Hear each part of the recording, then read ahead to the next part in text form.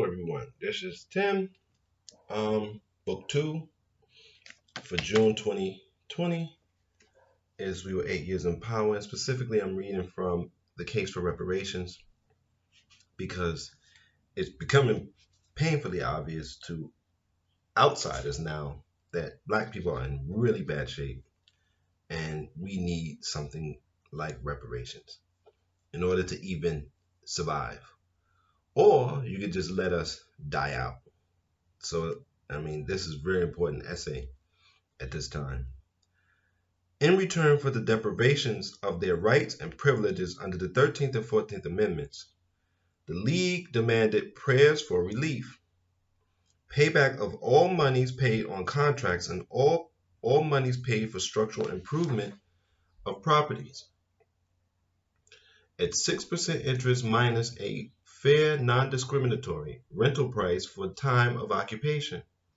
Moreover, the League asked the court to adjudge that the defendants had acted willfully and maliciously and that malice is the gist of this action. Ross and the Contract Buyers League were no longer appealing to the government simply for equality. They were no longer fleeing in the hopes of a better deal elsewhere.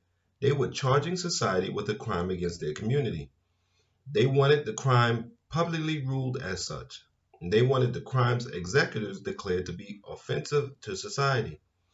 And they wanted restitution for the great injury brought upon them by said officers. In 1968, Clyde Ross and the Contract Buyers League were no longer simply seeking the protection of the law, they were seeking reparations. Part 2, a difference of kind, not degree. According to the most recent statistics, North Lawndale is now on the wrong end of virtually every socioeconomic indicator. In 1930, its population was 112,000. Today it is 36,000. The halcyon talk of interracial living is dead. The neighborhood is 92% black. Its homicide rate is 45 per 100,000, triple the rate of the city as a whole. The infant mortality rate is 14 per 1,000, more than twice the national average. 43% of the people in North Lawndale live below the poverty line, double Chicago's overall rate. 45% of all households are on food stamps, nearly 3 times the rate of the city at large.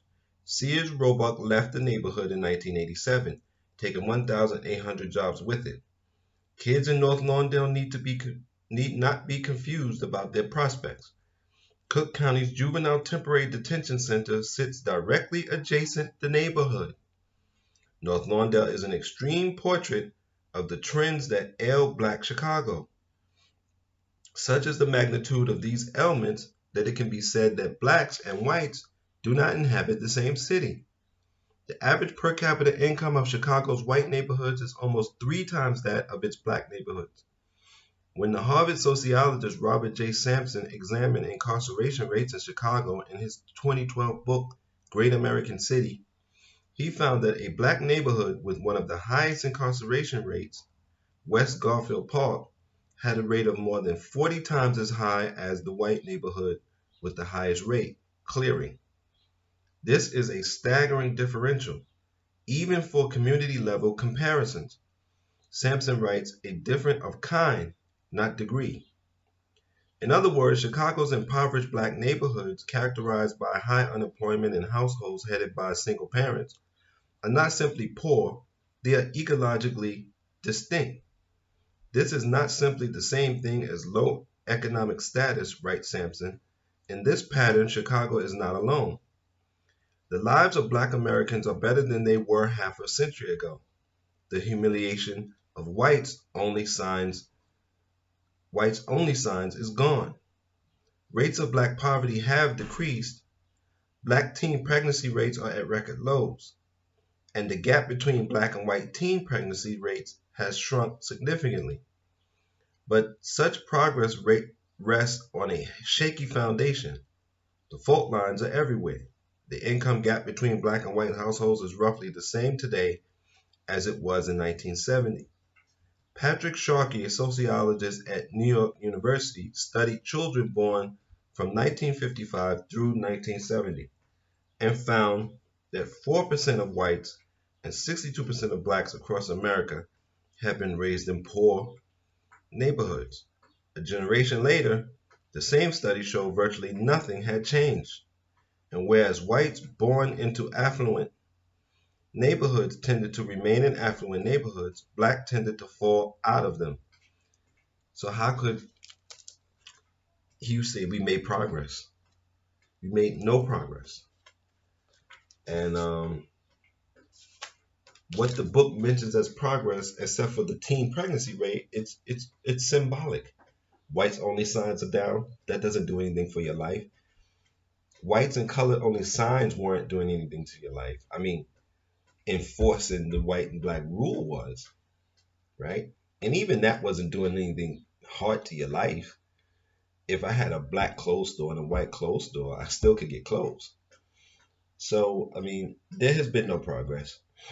And he even says it inside that in that article. Nothing has changed.